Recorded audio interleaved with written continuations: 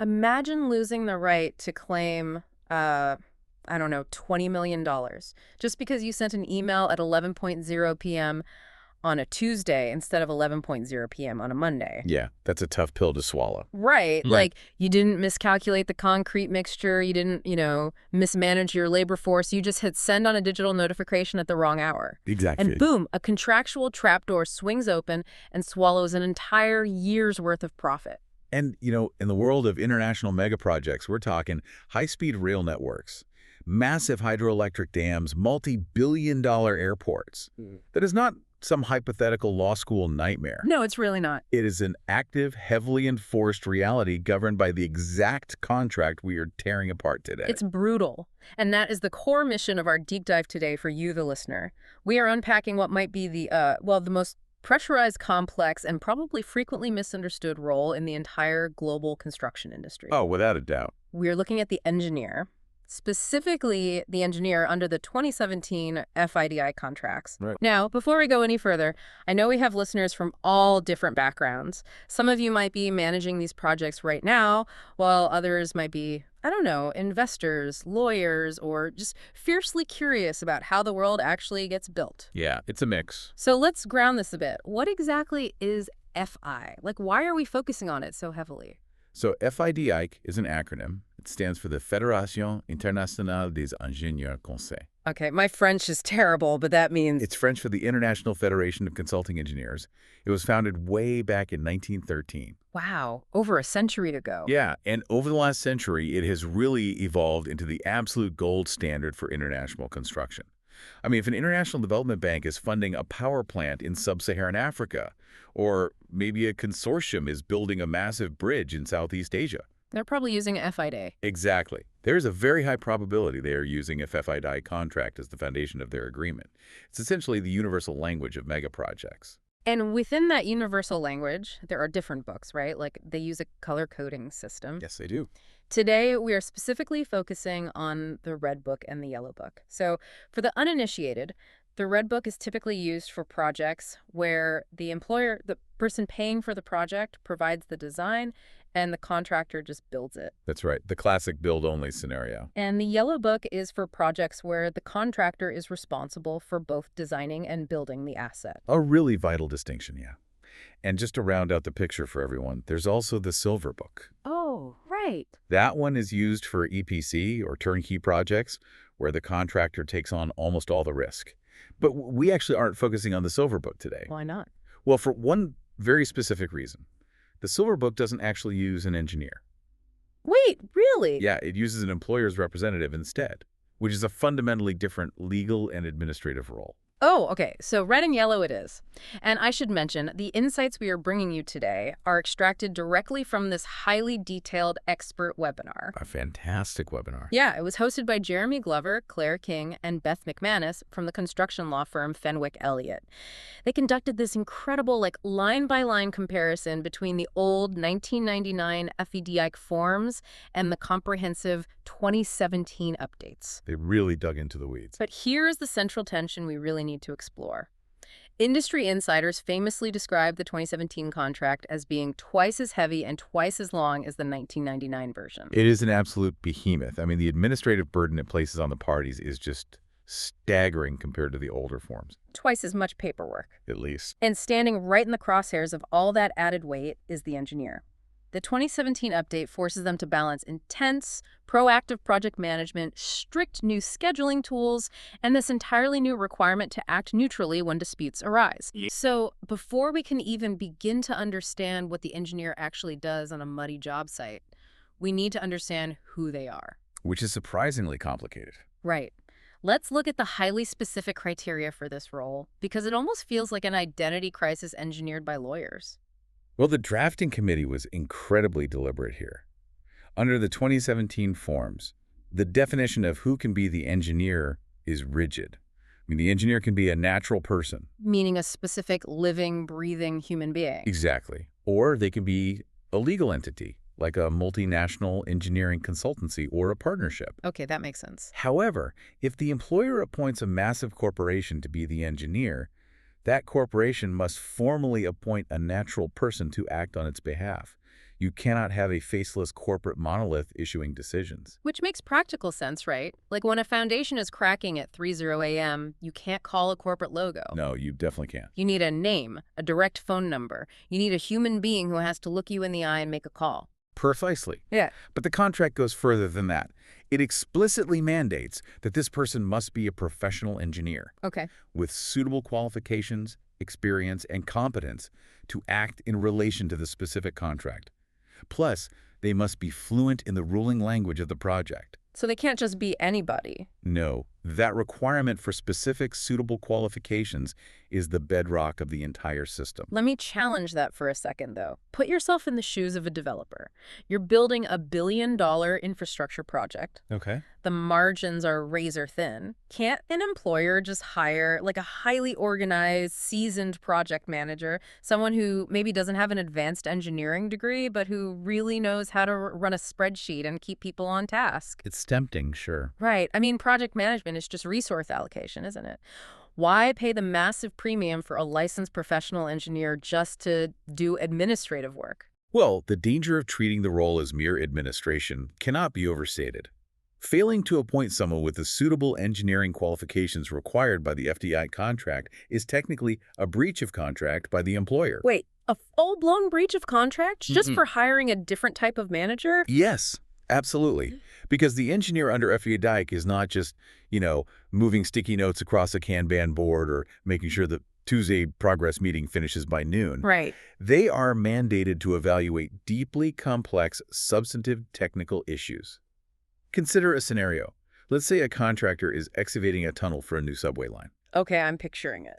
They hit a band of rock that they claim was not in the original geotechnical baseline report. They stop the tunnel boring machine. They turn to the employer and say, hey, this is an unforeseeable physical condition. Uh-oh. We need to change the cutter heads, revise the tunnel alignment, and oh, by the way, we need an extra $30 million to do it. A classic nightmare scenario on these projects. Exactly the kind of thing that happens every day. Now, if the person acting as the engineer is just a generic project manager with a background in logistics, they cannot independently evaluate the truth of that contractor's claim. Because they don't know the science. Exactly. They don't understand the geology, they don't understand the mechanics of the boring machine, and they really cannot assess if their proposed new alignment is structurally sound. A professional engineer can. Ah, I see. If you appoint someone without those specific qualifications, and they make a critical technical error in evaluating that $30 million claim, The whole thing falls apart. the entire contractual structure fractures. The contractor loses faith in the administration of the project, disputes immediately escalate to international arbitration, and the employer is left exposed because they breached the contract on day one by hiring the wrong person. Wow. Okay, that brings up a really fascinating detail from the source material. During the Fenwick Elliott webinar, an audience member asked a brilliant question. I remember this one. Yeah, they asked, if the engineer has to be this highly qualified individual, could the employer just appoint one of their own internal employee, like an in-house engineer? Ah, the in-house dilemma. It is one of the most heavily debated theoretical points in construction law. The Fenwick Elliott experts pointed out that an in-house engineer isn't explicitly, like, word-for-word banned in the standard FIDIC text. True, it's not banned outright. But they strongly emphasize that it fundamentally clashes with English governing law, which is often the background law for these international contracts, and it totally wrecks the architectural philosophy of the agreement. Let's explore why that is. The NEI contract requires the engineer to perform a dual role. Okay. For a lot of the day-to-day work, they act on behalf of the employer. They are the employer's agent. But at critical high-stakes junctures, they are contractually required to make neutral determinations between the employer and the contractor. So imagine we have an in-house engineer. Let's call him David. Okay, David. David works for the massive energy consortium funding a new power plant. David's paycheck, his health care, his annual bonus, his future promotions, they all depend entirely on the CEO of the consortium. Naturally. Suddenly, the contractor submits a massive claim because the employer failed to provide access to the site on time. David looks at the facts and realizes the contractor is 100% right. Oh boy. David now has to make a neutral determination that says, actually, boss, you screwed up, and you owe the contractor an extra $10 million out of our contingency fund. It is a psychological and professional impossibility. Right. You are asking a subordinate to neutrally judge their superior with millions of dollars on the line. Yeah. Human nature simply doesn't accommodate that level of unbiased self-sabotage. It would be like having the head coach of the home team also act as the head referee for the game Yes. and expecting them to call a foul on their own star player in the final second of the fourth quarter. It's absurd. It is absurd, and English case law recognizes this absurdity. The courts generally suggest that an employer cannot just assume the role of the independent decision-maker unless the contract is incredibly heavily amended to make express, undeniable provision for it. Like neon flashing lights in the contract saying the employer decides. Exactly. But even if an employer wanted to draft those amendments, think about the commercial reality from the contractor's perspective. Right. If I'm a multinational contracting firm and I see a clause that says, the person deciding if we get paid for delays will be a salaried employee of the company paying us. What do you do? I'm either walking away from the bid entirely or I am pricing that risk so astronomically high that the project is no longer financially viable for the employer. Bingo. The contract only works if both sides trust the mechanism of dispute resolution. An in-house engineer shatters that trust before the first shovel even hits the dirt. So it's toxic to the deal. Completely. So while it might not be banned in bold letters in the standard text, commercial reality and background law make it virtually impossible to execute successfully. Okay, so we've established the engineer needs to be this highly qualified, somewhat independent professional who isn't just a corporate yes man. Right. But that raises a massive question about the balance of power.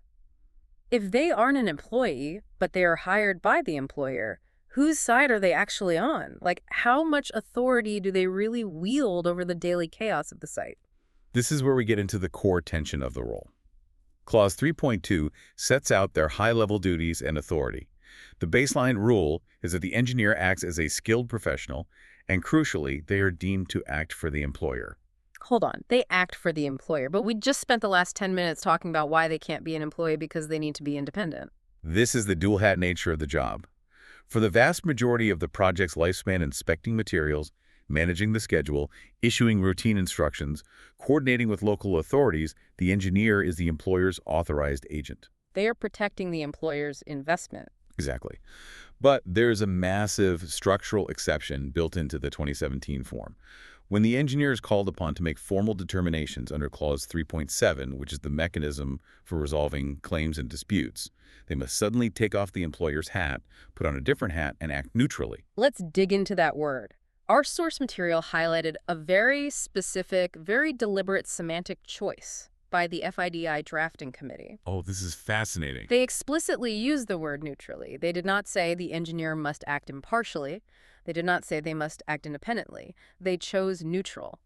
Why does that specific linguistic nuance matter so much on an international contract? It comes down to the heavy baggage of international legal systems.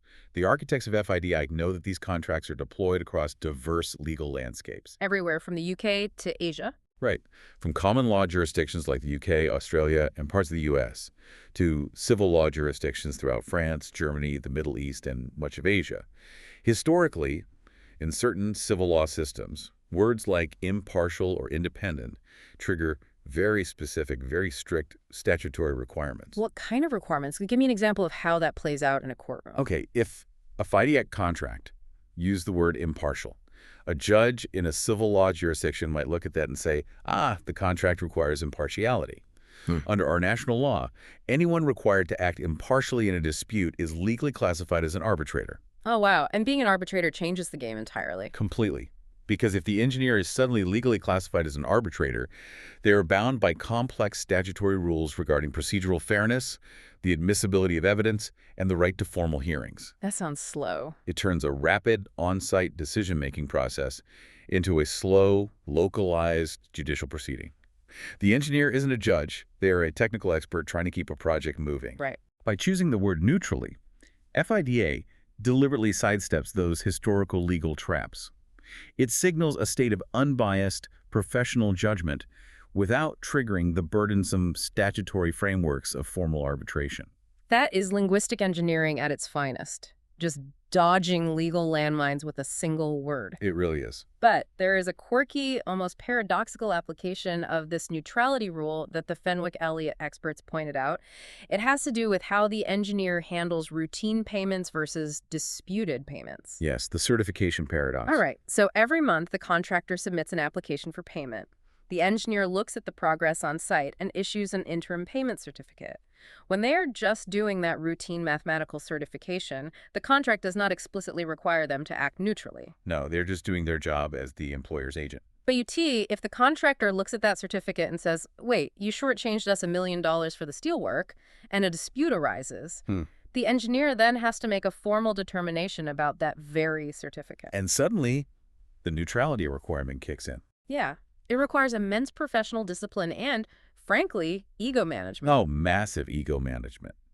The engineer has to step back, look at the contractor's claim, objectively review their own previous calculations, and potentially say, you know what? My initial certificate was flawed. That's tough. I failed to account for the secondary steel shipments. I must now neutrally determine in favor of the contractor against the interests of the employer who pays my fee. It's like a journalist having to publicly fact-check and debunk their own front-page article while the publisher just stands there and watches them do it. That's a great way to put it. It's tough. Now, despite having the power to make these binding determinations, the engineer does not have a blank check. They are not the king of the castle. The contract places hard limits on their authority. Severe limits. The contract explicitly states the engineer has no authority to amend the contract itself. Okay. They cannot change the fundamental risk allocation agreed upon by the employer and the contractor. Okay. And crucially, they cannot relieve either party of any duty, obligation, or responsibility under the contract. And this is where the experts highlighted a really interesting friction point with English common law, specifically regarding concepts like waiver and estoppel. For the listener who isn't actively practicing contract law, how does this limitation clash with what usually happens on a job site? To understand the friction, you have to picture the reality of a muddy job site. And there? Let's say it's late on a Friday afternoon. The contractor has spent all week laying a massive grid of rebar for a foundation slab. They want to pour the concrete first thing Saturday morning. Sounds normal. The contract clearly states the contractor must give the engineer 24 hours formal written notice before covering up any foundation work so the engineer can inspect it. But it's 4:03 p.m. on Friday. The engineer is tired. They look at the rebar, give the site foreman a thumbs up and say, looks good to me. Don't worry about the formal written notice this time. Just go ahead and pour the concrete tomorrow. I trust you. A completely normal human interaction on a construction site. Exactly. So the contractor relies on that verbal assurance. They don't send the notice, and they pour the concrete on Saturday. Okay. Now, under normal English common law principles, if the employer later tried to penalize the contractor for failing to send the written notice, the contractor would argue estoppel. Estoppel. Right. They would say, your authorized agent, the engineer, verbally waived that requirement. We relied on that waiver to our detriment. You are now estopped or prevented from enforcing that specific rule against us. But the FIDIC contract drops a bomb on that argument. Yes, because the FIDIC contract explicitly states the engineer cannot relieve the contractor of any duty. The written words of the contract override the casual, site-level waiver. So the contract is basically telling the contractor, even if the engineer smiles, gives you a high five and tells you it's okay to bend the rules, it is absolutely not okay. Not at all. And you are still on the hook for the formal requirements. Precisely. It is a harsh reminder to contractors. Do not rely on a friendly nod from the engineer. If a procedure is written into the contract, you must follow it to the letter, or you must secure a formal, written amendment signed by the employer themselves. The engineer's casual words cannot save you. Which perfectly transitions us into a really fascinating scenario discussed in the webinar. It's the concept of the rogue engineer. The rogue agent. This is where the strict rules meet commercial pragmatism. So, in any standard FIDIC contract, the parties usually draft a set of particular conditions. These are the bespoke, custom tweaks they make to the standard form to fit their specific project. Right, the custom rules. And it is incredibly common for an employer to insert a particular condition that restricts the engineer. For example, the employer might write, the engineer must obtain the employer's express written consent before approving any variation that costs more than $500,000. A very standard, prudent financial control mechanism. UT, what happens if the engineer goes rogue? What if a crisis hits the site, the engineer completely ignores that internal restriction, and they issue a formal instruction approving a $1 million variation without ever asking the employer for permission? Under the standard FIDIC rules, if the engineer issues that instruction, the contract explicitly deems that the employer's consent was given. Wait, even though the employer knew nothing about it? Even if the employer is completely in the dark. That is wild. And if we look at the philosophy behind this, it exists entirely to protect the contractor and to protect the momentum of the mega project. Think about it from the contractor's point of view. They receive an urgent instruction from the engineer, the authorized agent, to modify the structural steel because of a safety flaw. Right, they need to fix it immediately. The contractor should not have to play forensic accountant, auditing the private contractual relationship between the employer and the engineer to check if the engineer got their permission slip signed. Right. The contractor shouldn't be paralyzed, wondering if the instruction is valid while the steel rusts and the cranes sit idle. Exactly. The contractor must be able to take the instruction at face value and get to work. If the engineer violated their internal limits of authority, that is a private dispute for the employer to take up with the engineer later. Like, sue them or something. Yeah, perhaps by suing the engineer for professional negligence under their separate consultancy agreement. But the construction project itself cannot be allowed to grind to a halt over internal permission issues. It's a mechanism designed to prioritize progress over bureaucracy. But there is one area where the rules regarding the employer's consent are absolutely untouchable. The Fenwick-Elliott experts highlighted what they call a golden rule of FID. Very important. No employer consent is ever required for the engineer to make a formal determination under Clause 3.7. And this touches on the sacred architecture of the entire contract. FIDG refers to certain underlying philosophies as golden principles. One of those principles is that disputes must be addressed early by an independent mind. Okay. If an employer tries to sneak a clause into the particular conditions that says, well, the engineer can only issue a determination if the employer agrees with it, they have effectively destroyed the FIDIC ecosystem. Because if the employer has to agree with the determination, then it's not the engineer making the decision at all, it's just the employer dictating the outcome. Precisely. You have entirely stripped away the neutrality that the entire contract rests upon.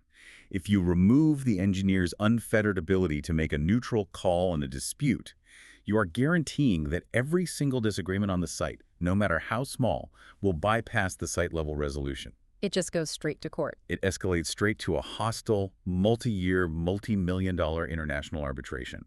The neutral determination is the pressure release valve for the project. If you cap the valve with an employer consent requirement, the project will explode into litigation. So the engineer holds this highly nuanced, carefully balanced power. They are the agent, the technical expert, the neutral determiner, and the pressure release valve. But let's be realistic about the scale of these projects. We are massive. We are talking about airports that cover thousands of acres, pipelines that span hundreds of miles. The engineer, that single natural person, cannot physically be everywhere at once. How do they actually wield this power across a massive footprint? Can they just hand it off to assistants? They can delegate, yes. But the 2017 form places massive non-negotiable caveats on how they do it. The contract recognizes the physical impossibility of omnipresence. So it requires the appointment of an engineer's representative. Okay, a proxy. And crucially, under the 2017 rules, this representative must be a natural person who is physically based on site for the entire duration of the works. They need boots on the ground. Always. You need someone staring at the dirt being moved, watching the concrete being poured, arguing with the site foreman in real time. And the engineer can delegate many of their daily administrative powers to this representative, which aligns with the 2017 form's heavy emphasis on proactive, aggressive project management. Right, keep the project moving. But there is a vital carve-out. The source material highlighted the non-delegables. These are the specific high-stakes powers that absolutely cannot be handed down to the representative. The non-delegables are the fail-safes of the contract. The two major ones discussed are determinations under Clause 3.7, which we just established as the sacred pressure release valve, and notice to correct under Clause 15.1. Those are huge.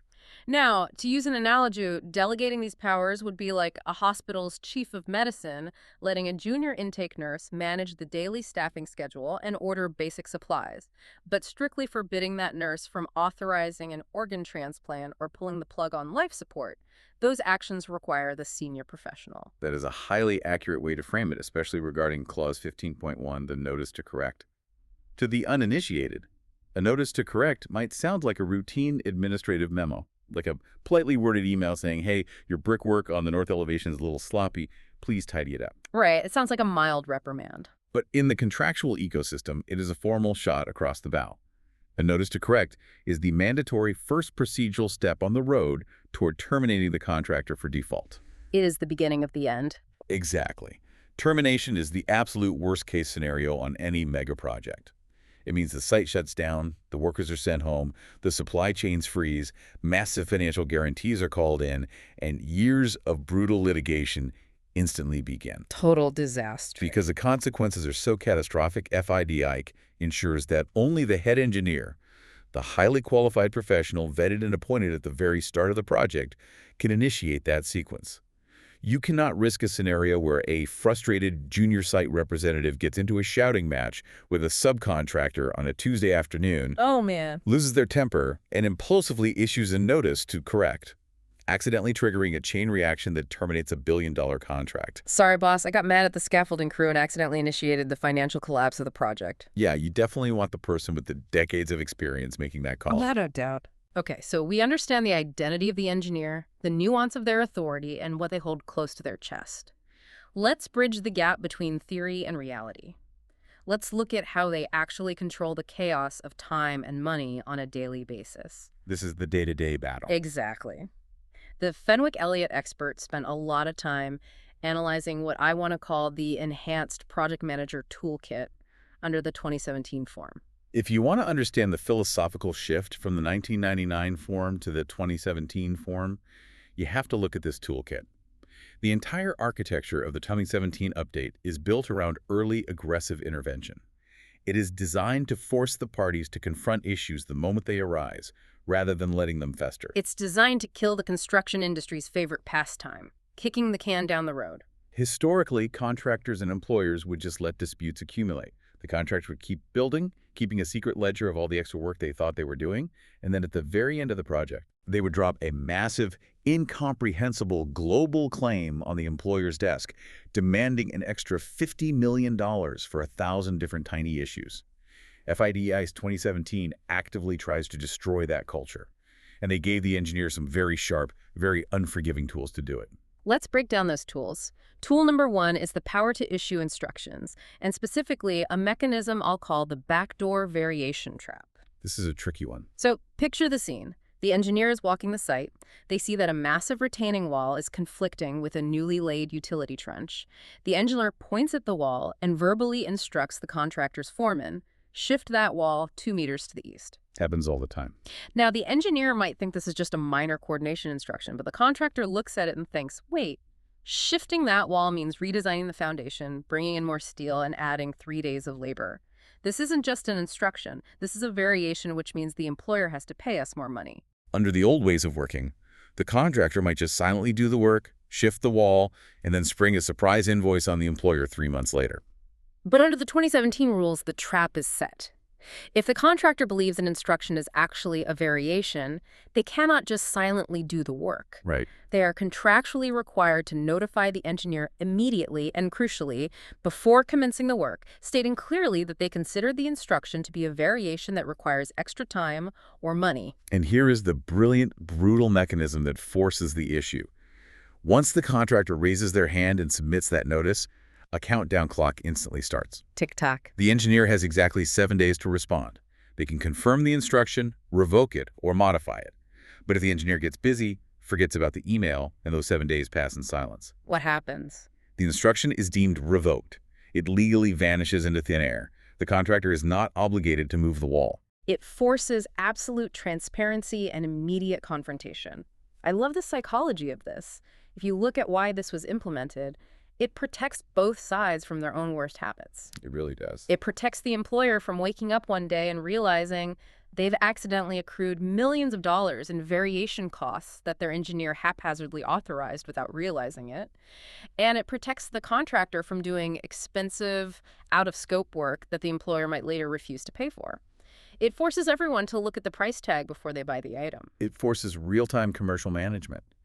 And that exact same philosophy of forced transparency applies to tool number 2 in the engineer's toolkit, the program, the project schedule. The program is the beating heart of any mega project. If you don't know where you are on the schedule, you don't know anything. Absolutely nothing. The Fenwick-Elliott webinar detailed the incredibly stringent new requirements for the program in the 2017 form. The contractor only has 28 days from receiving the notice to commence to submit this massive document. It must detail all the logic links for every single activity. It must clearly identify all the float in the schedule. And most importantly, it must be submitted to the engineer in both traditional paper form and an electronic form. That requirement for the electronic format is a profound shift in power. Why? For the listener who isn't a project control specialist, why does an electronic file matter so much? Can't the contractor just hand over a beautiful 6-foot-long printed Gantt chart that looks great pinned to the wall of the site trailer? A static piece of paper or even a flat PDF Yeah. is a masterpiece of misdirection. Really? Oh, yeah. It can hide a multitude of scheduling sins.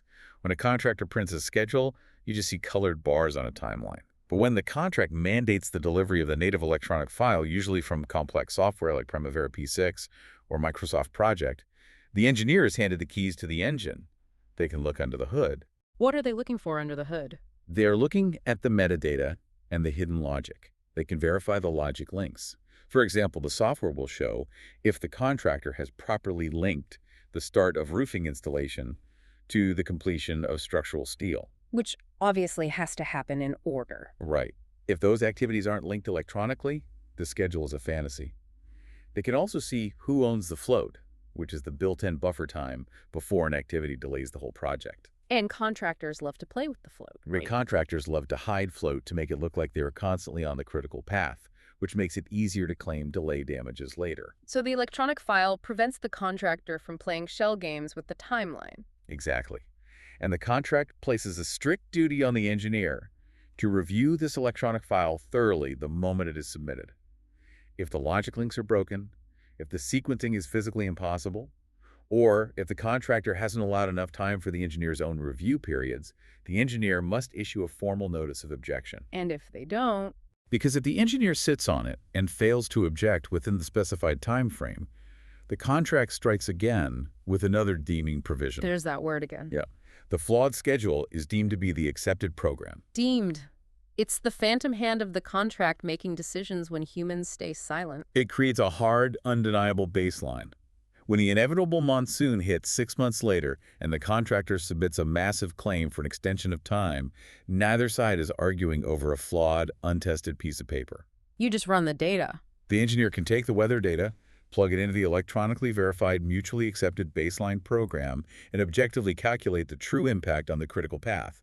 It removes the guesswork. Which perfectly sets up tool number 3, advanced warnings and recovery programs under Clause 8.4. This is a newer concept for FIDIC. The experts noted that the 2017 form introduces an advanced warning mechanism.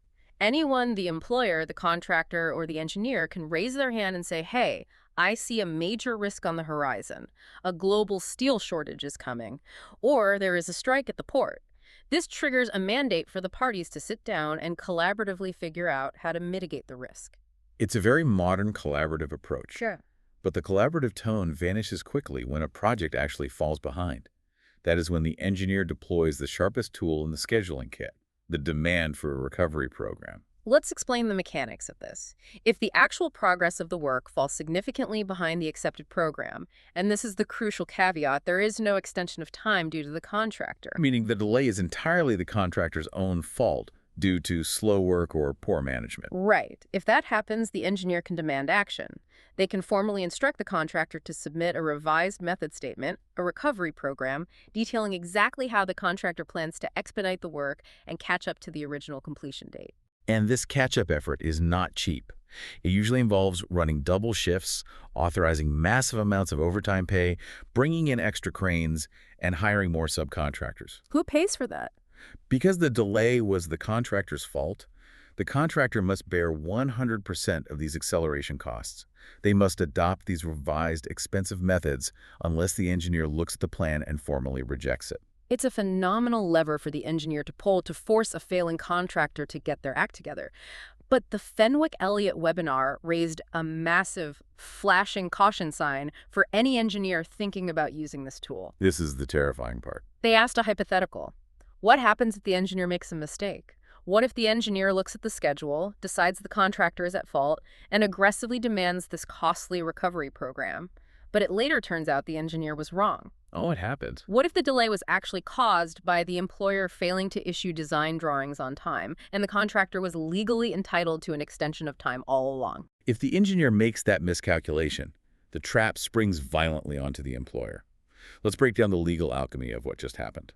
Okay. If a contractor is legally entitled to more time to finish a project, but the engineer, acting as the employer's agent, wrongfully denies that time and formally instructs a contractor to speed up and catch the original deadline, that demand legally transforms into what the industry calls constructive acceleration. And acceleration is where the big money burns. It is astronomically expensive. Because the employer effectively forced the contractor to work faster than the contract required them to, the employer will be held entirely liable for all of those acceleration costs. Wow. Every hour of overtime, every extra piece of leased equipment, the employer has to pay for it all. So the engineer's wielding a double-edged sword. On one side, it's a great tool to discipline a slow contractor. On the other side, if their schedule analysis is flawed, they could accidentally hand their own boss an unbudgeted invoice for $10 million in acceleration costs. It highlights why the engineer cannot just be a generic administrator. They have to be absolutely technically certain about the extension of time entitlements before they pull that trigger. Okay, so the engineer is brutally managing the time. But on a mega project, time is just a proxy for the real lifeblood of the site. Cash flow. Always comes back to money. Always. When the schedule slips, the money burns. So how does this neutral engineer actually control the faucet of money? Let's bridge into how they handle the inevitable financial claims. The 2017 suite injects the engineer much deeper into the financial mechanics. They have a far more active, discretionary control over the cash flow than they did in 1999. Give me an example. For instance, many international contracts rely on a predetermined schedule of payments. A schedule might dictate that the contractor gets paid 10% of the contract value every month for 10 months, assuming a steady rate of work. Which never happens. Right, reality rarely matches a spreadsheet. If the actual physical progress of the concrete and steel doesn't match that assumed monthly schedule, the engineer has the express power to intervene and revise those payment installments to reflect the physical reality on the ground. But they can't just operate on a whim, right? If the contractor applies for their $1 million monthly payment, the engineer can't just arbitrarily slash it in half because they feel like the site looks a bit messy. The contract imposes what I call the show your work rule. That's a perfect operational term for it. Crucially, if the engineer decides to withhold any portion of a payment application, they must provide express, written reasons, and they must provide the detailed calculations supporting that deduction. So no vague rejections. They cannot just issue a certificate saying payment reduced by $250,000. They must state, I am withholding $250,000 because the ventilation installation in Sector 4 failed the leak test. And here is the exact labor and material breakdown of how I valued that specific deficiency. Which is so critical for the health of the project because it gives the contractor something tangible to actually respond to. If there's a misunderstanding or if the engineer's math is just wrong, the contractor can point to the specific line item and say, you calculated that using the wrong tonnage. Exactly. And the webinar noted a great feature here. The engineer can easily correct their own mathematical errors or modify mistakes in the very next interim payment certificate. The system is designed to be self-correcting on the fly without needing a massive legal intervention. It keeps the cash flowing, even when there are minor disagreements. But the absolute most vital part of the engineer's financial toolkit lies in Clause 20.2.3, which governs record keeping when a major claim arises. Let's dive deep into this because this is where claims are won and lost. After an event happens that gives rise to a claim, say, a freak 100-year flood inundates the site and destroys 3 weeks of foundation work, the engineer has the explicit power to monitor the contractor's contemporary records as they're being created. Very powerful tool. Furthermore, the engineer can instruct the contractor to keep additional, highly specific types of records to document the fallout. This is a proactive masterstroke in the 2017 drafting. To understand the value of this, we should connect it to the real-world application discussed by the Fenwick-Elliott experts. The nightmare of COVID-19 disruption claims. That's the perfect example. Because if a flood washes away a foundation, it's easy to quantify the damage. You count the ruined rebar and measure the cubic yards of lost concrete. Simple math. But how on earth do you quantify disruption? How do you prove exactly how much labor productivity you lost because your workers suddenly had to stand 6 feet apart, wear restrictive masks, and stagger their lunch breaks? Disruption and loss of productivity are notoriously the most difficult claims to prove in construction law.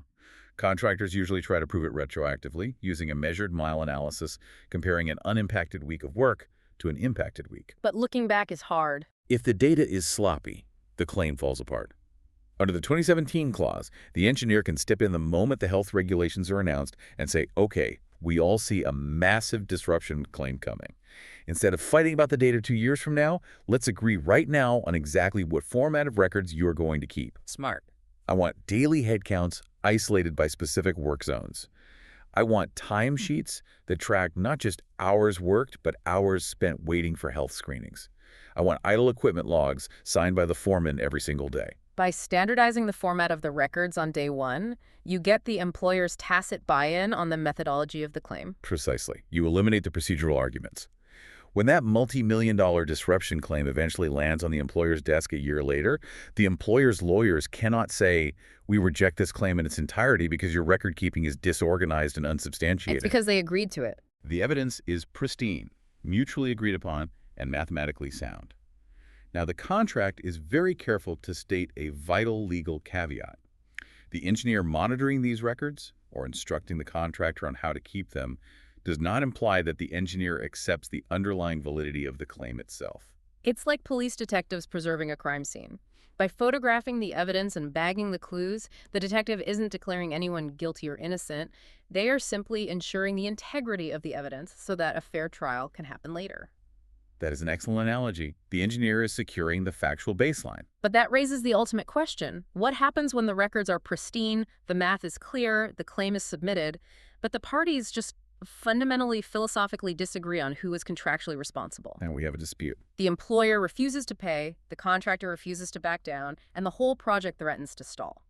That is when we exit the realm of project management and enter the brand new, incredibly weighty determination arena. This is the 84-day marathon under Clause 3.7. If you ask any construction lawyer what the biggest change in the 2017 FIDIC suite is, they will point to Clause 3.7. It completely replaces the old Clause 3.5. It's massive. It is the grand funnel for all disagreements. It applies to time and money claims, requests for relief, or any other matter expressly referred to the engineer. And they have structured this funnel into two very distinct, highly regulated phases. Phase 1 is the consultation phase. This lasts for 42 days. Right, 6 weeks. During this window, the engineer must consult with both parties.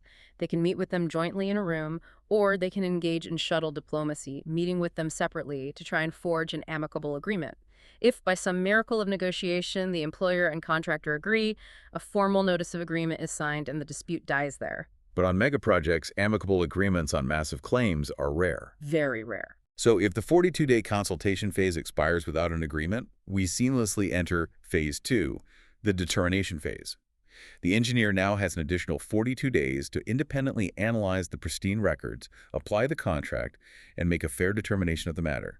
And, crucially, they must provide express, detailed, written reasons for their decision. Okay, I have to stop and push back here. Let's do the math.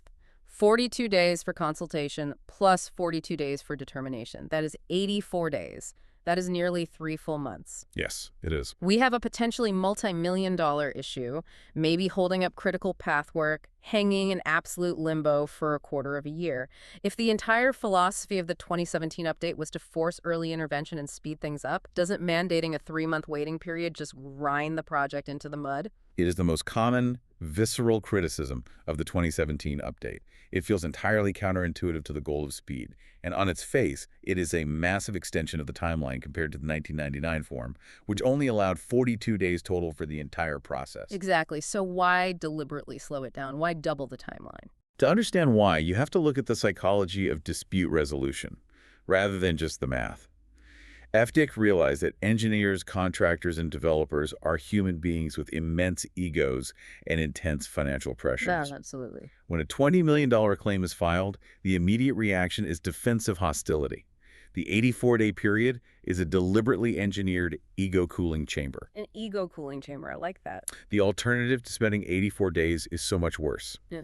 The goal here is to force a genuine, exhausted resolution before the dispute escapes the site level.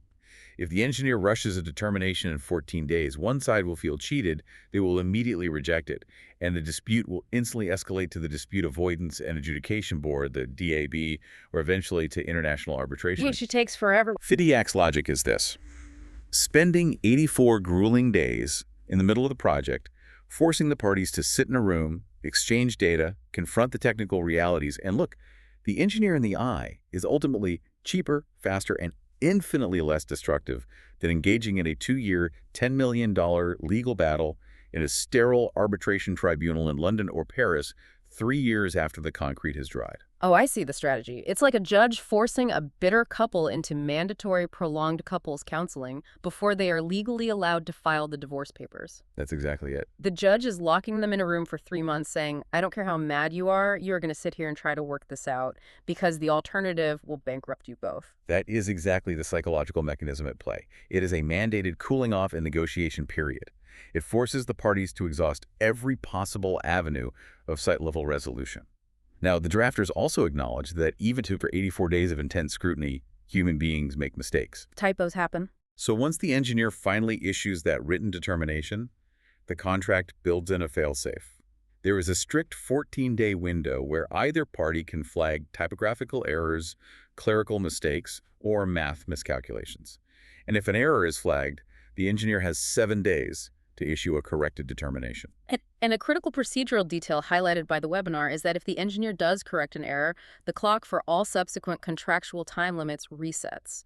The new deadlines are calculated based on the date of the corrected determination, not the original flawed one. Have a vital point for the lawyers keeping track of the calendar. But this brings us to the most terrifying part of the entire FIDIC suite. We've talked about 7-day windows, 14-day windows, 28-day submission windows, 42-day consultation windows. Yeah. There are invisible clocks ticking everywhere on this job site. Everywhere. What happens if a busy project manager simply loses track of their calendar and misses one of these deadlines? Well, step inside the sealed vault of Section 7. Ticking clocks, time bars, and the notice of dissatisfaction. This is where the 2017 contract shows its teeth, and where billions of dollars are won and lost on administrative technicalities. To survive this environment, you first must understand the profound legal distinction between a time limit and a time bar. Break it down for us. A time limit is a procedural guideline. It means you should act within a certain time frame. If you miss a time limit, you might be in technical breach of the contract, and the other party might be able to claim minor damages if your delay caused them a specific loss, but you do not fundamentally lose your underlying legal rights. Okay, so it's bad, but not fatal. Right. A time bar, however, is a sealed vault. It means you must act within that exact period. If the clock hits 0 and you haven't acted, the vault door swings shut and locks permanently. No exceptions. None.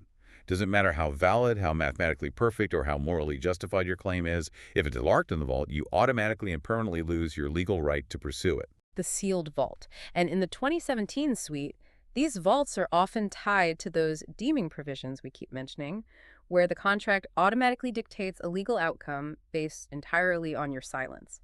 And the heaviest vault door in the entire contract is the NOD, the Notice of Dissatisfaction. The ultimate time bar. Let's play this out. The engineer has just finished their 84-day marathon. They issue a formal determination that completely rejects the contractor's $30 million claim for unforeseeable ground conditions. Okay. Standard scenario. The contractor reads the determination and is absolutely furious. They have geological reports proving the engineer is wrong. They want to appeal this decision to the DAB.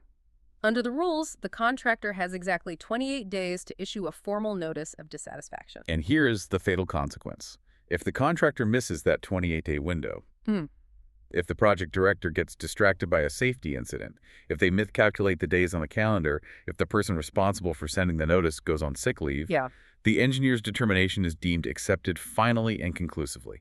Finally and conclusively.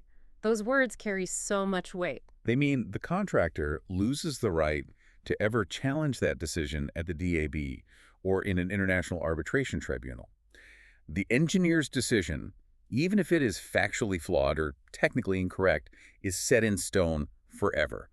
The $30 million is gone. And the Fenwick-Elliott experts were emphatic about this.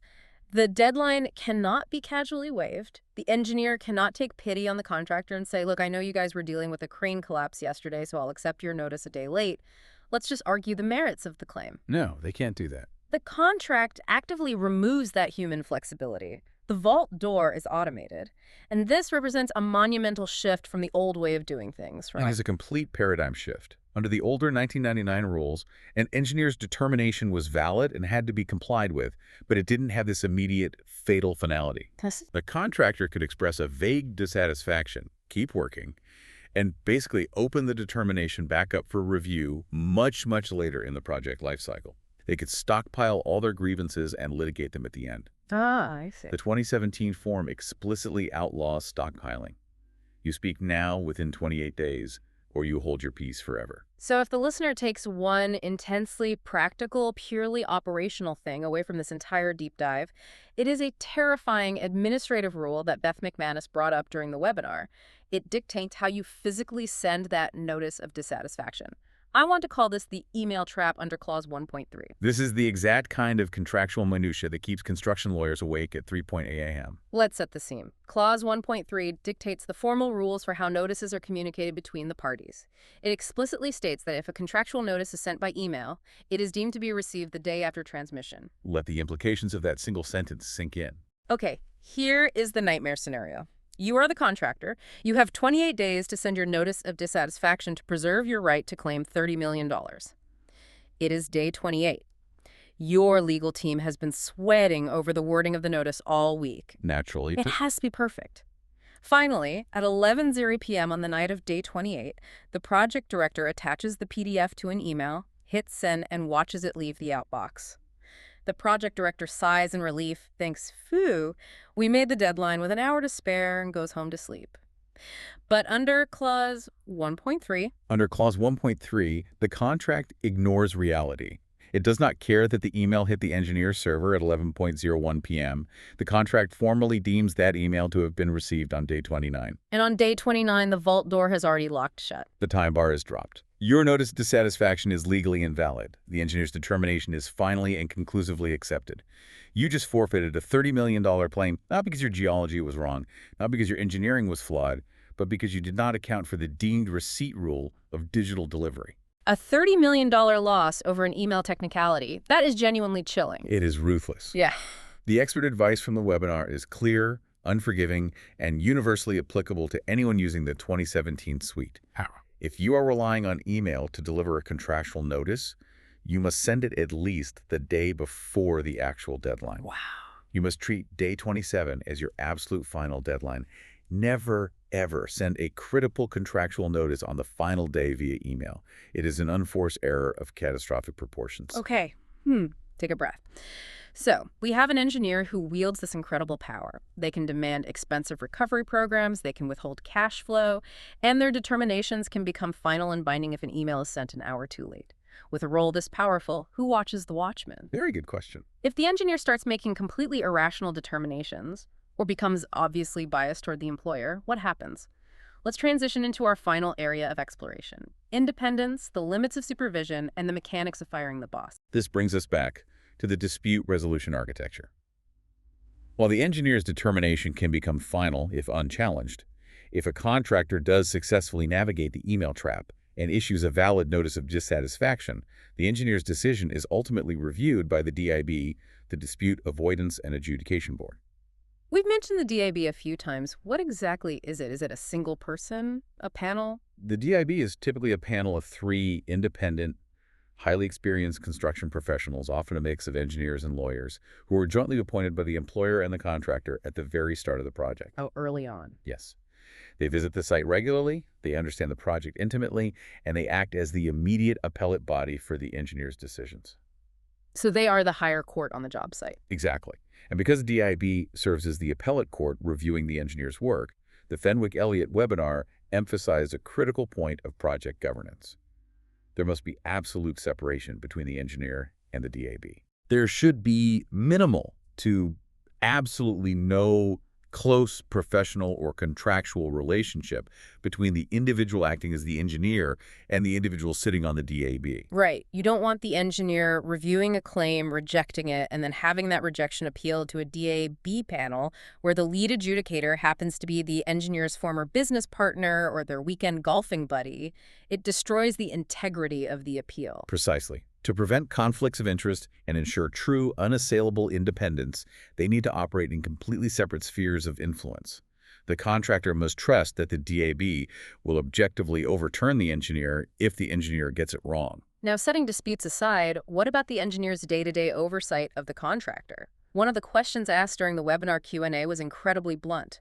Does the engineer supervise the contractor? And the expert's answer was a fascinating dive into legal semantics again. Yes. If you read the 2017 Yellow Book, the design and build format completely and deliberately avoids using the word supervision.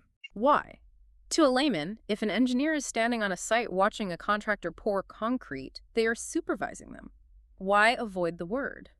It all comes down to the brutal allocation of legal liability. In many jurisdictions, the legal definition of supervision implies a deep level of control and direct shared responsibility for the contractor's physical actions and methods. So, if the engineer is legally supervising, and a subcontractor makes a fatal mistake erecting a scaffold, and the scaffold collapses. Exactly. If the contract says the engineer was supervising the work, the employer, or the injured parties, will immediately sue the engineer for professional negligence, claiming the engineer failed in their duty to stop the unsafe work.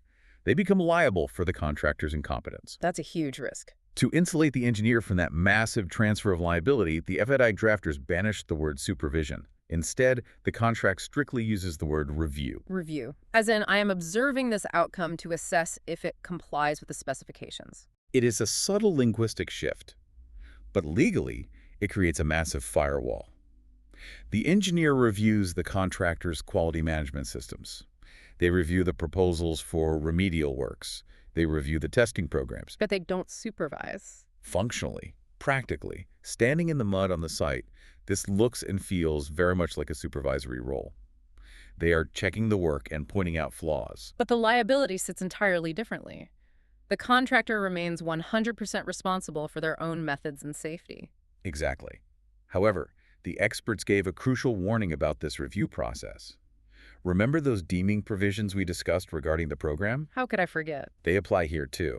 The contract sets strict time limits for the engineer to review these endless technical submissions from the contractor. If the engineer gets overwhelmed, falls behind on their paperwork, and fails to issue a notice of review or objection within the allotted time, automatic deeming provisions kick in. So silence means approval again. Yes. The contractor's submission, whether it's a flawed design drawing or a questionable testing protocol, might be legally deemed accepted simply because the engineer didn't review it in time. The administrative discipline required of the engineer is relentless. Which begs the ultimate final question. If the engineer proves to be incompetent, if they constantly miss deadlines, if they approve flawed schedules, if they issue biased and terrible determinations, can the employer just fire them? It is not as simple as marching into the site trailer and shouting, "You're fired," on an international mega project. The employer has to navigate two entirely separate contracts. Ooh, contracts. First, they must look at their underlying consultancy agreement with the engineer, which is often governed by a different FDIC form called the White Book. The employer cannot just breach that underlying agreement without facing massive financial penalties from the engineering firm. But assuming the employer legally untangles the consultancy agreement and is ready to replace the engineer, how does that work under the main red or yellow book contract with the contractor? Can they just swap a new person in over the weekend? Absolutely not. The 2017 contract dictates a rigid, transparent process. The employer must give a 42-day formal notification period before a replacement can take over. Okay, a 6-week heads up. And here is the real mechanical safeguard. The contractor has the express contractual right to object to the employer's chosen replacement. Wait, the contractor gets a veto over who the employer hires with their own money? They get a right to raise reasonable objections, yes. It is not an absolute arbitrary veto, but if they have valid grounds, they can block the appointment. And if we connect this back to the very beginning of our deep dive, the reason for this is obvious. We established in Section 1 that the engineer must make neutral determinations. Right. They have to be fair. If the employer fires an engineer because that engineer was too fair to the contractor, the employer cannot simply replace them with a corporate yes man whose only mandate is to blindly rubber stamp rejections of every future claim. That makes total sense. The contractor's right to object ensures that the replacement engineer remains a suitably qualified, independent professional who will uphold the neutral integrity of the contract. It all circles back to that impossibly delicate balance of power. The employer pays the engineer's fee, but the contractor must be able to trust the engineer's mind. Exactly. All right, let's pull all these complex threads together. When you synthesize everything Jeremy Glover, Claire King, and Beth McManus dissected in their analysis, the sheer crushing weight placed on the shoulders of the engineer in the 2017 FEE contracts is staggering. It's a massive job. They are no longer just a passive technical advisor sitting in an air-conditioned trailer looking at blueprints and pointing out concrete defects. No, the role has fundamentally evolved. They are a highly proactive project manager forcing early interventions. They are a draconian timekeeper enforcing brutal scheduling tools. They are a forensic accountant dissecting disruption claims. And above all, they are a quasi-adjudicator contractually bound to act neutrally while simultaneously protecting the investment of the employer paying their fee. It is the ultimate contractual high-wire act. And for you listening, whether you are drafting these contracts, managing these sites, or financing these projects, there are vital mechanisms you must respect if you want to survive. Remember the power of the electronic program. It is not just a chart. It is a diagnostic engine that reveals the absolute truth of the schedule. So true. Remember the backdoor variation trap. You have exactly 7 days to reject an instruction disguised as a variation before it vanishes. Prepare your psychology for the 84-day marathon of the new determination process. Use that ego cooling chamber to your advantage. And above everything else we have discussed today, respect the time bars. They are not guidelines. They are sealed vaults. Yes. Never, ever fall victim to the lethal clause 1.3 email trap. If you have 28 days to submit a notice of dissatisfaction, treat day 27 as your deadline. Send your notices early, or watch millions of dollars evaporate at midnight. Which leaves us with one final, broader thought to mull over. As we've seen throughout this deep dive, the 2017 FI contract relies incredibly heavily on deeming provisions these automatic, unbending consequences for silence or administrative delays. They are everywhere. Miss a deadline, fail to object to a schedule, send an email an hour late, and the contract steps in and makes the decision for you permanently. The drafters argue this is necessary. They say it helps less experienced users by providing a highly prescriptive, rigid track to run on, forcing a discipline that the global construction industry has historically lacked. It is an attempt to legally engineer human procrastination out of existence. But here's the question I want to leave you with. When you automate the consequences of a contract so severely, do you strip away the essential human flexibility that is often desperately needed to build a massively complex, inherently unpredictable mega project? When a flooded trench or a global supply chain collapse throws a project into chaos, is a rigid, automated time bar the best way to handle it? Or does this automated vault door finally force the construction industry to stop kicking its massive financial problems down the road and actually deal with reality in real time? It is the ultimate tension between the perfect, unforgiving letter of the law and the messy, unpredictable reality of the mud. Exactly. Because at the end of the day, when you're looking at the chaotic diagnostic landscape of a fractured mega project, an automated contract might just be the only mechanism powerful enough to force everyone to see exactly where the failure occurred. Keep questioning the fine print, keep looking for the hidden logic links, and thank you for joining us on this deep dive. If you're interested in the templates, please visit our shop. The link is in the description. Thanks for watching. Please subscribe and see next time.